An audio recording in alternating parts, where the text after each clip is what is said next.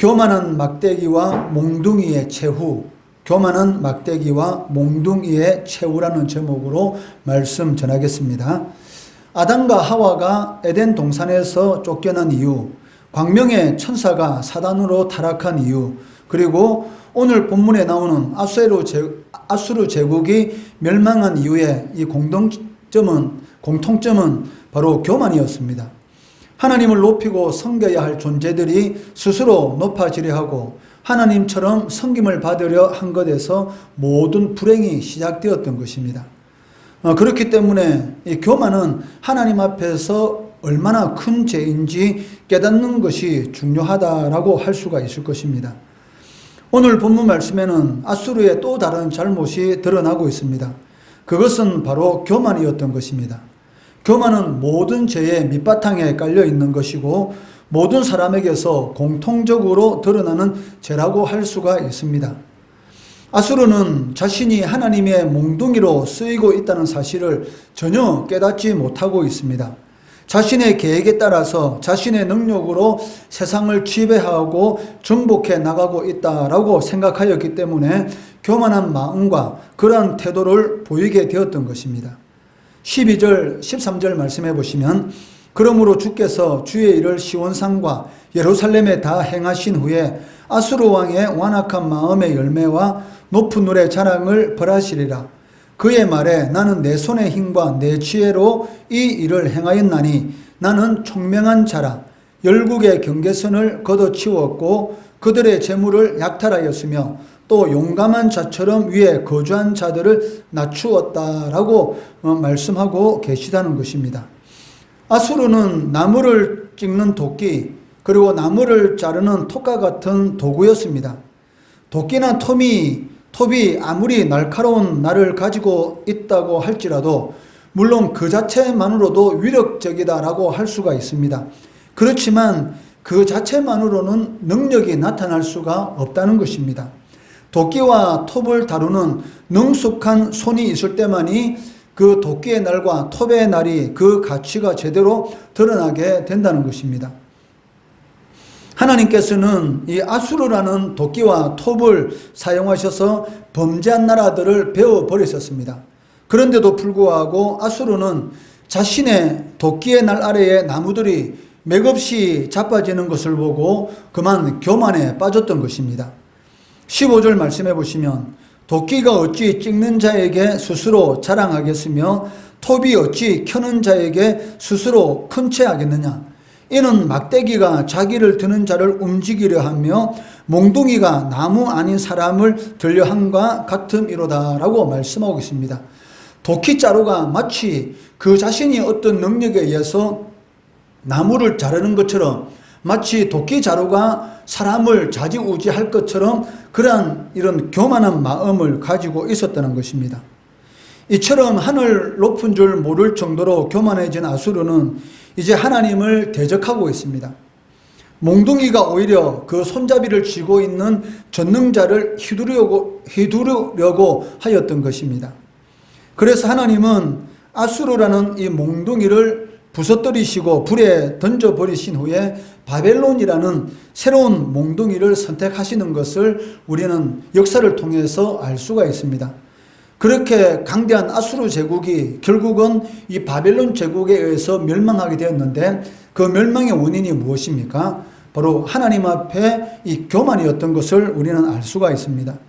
16절 말씀해 보시면 그러므로 주 만군의 여호와께서 살찐 자를 파리하게 하시며 그의 영아 아래에 불이 붙는 것 같이 맹렬히 타게 하실 것이다 라고 말씀하고 있다는 것이죠.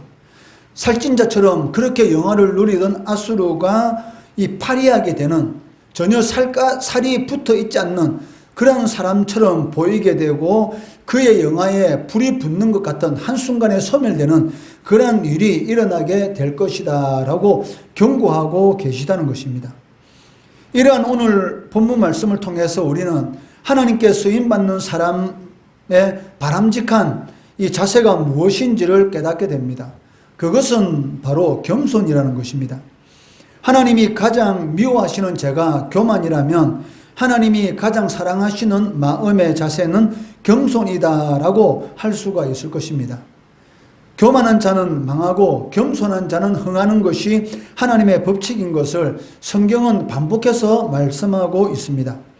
시편 22편 26절 말씀해 보시면 겸손한 자는 먹고 배부를 것이며 라고 말씀하고 있고, 시편 147편 6절 말씀해 보시면 여호와께서 겸손한 자를 붙드시고 악인들은 땅에 엎드려 떨으시는 도다라고 말씀하고 있습니다. 잠언 3장 34절 말씀해 보시면 진실로 그는 거만한 자를 비웃으시며 겸손한 자에게 은혜를 베푸시나니 라고 말씀하고 있고, 잠언 18장 12절 말씀해 보시면 사람의 마음의 교만은 멸망의 선봉이요 겸손은 존귀의 앞잡이니라 라고 말씀하고 있습니다. 또한 잠언 22장 4절 말씀해 보시면 겸손과 여호와를 경외함의 보상은 재물과 영광과 생명이다 라고 말씀하고 계시다는 것입니다. 겸손한 자에게 하나님께서 보상을 해주는데 그것이 무엇입니까? 재물도 주시고 영광도 주시고 생명도 주신다라고 말씀하고 계시다는 것입니다. 이 외에도 수많은 말씀들이 겸손한 자에게 복을 주시는 하나님의 은혜에 대해서 언급하고 있습니다. 삼손의 손에 나귀의 턱뼈가 들려 있었습니다. 나귀의 턱뼈는 생명력이 없습니다.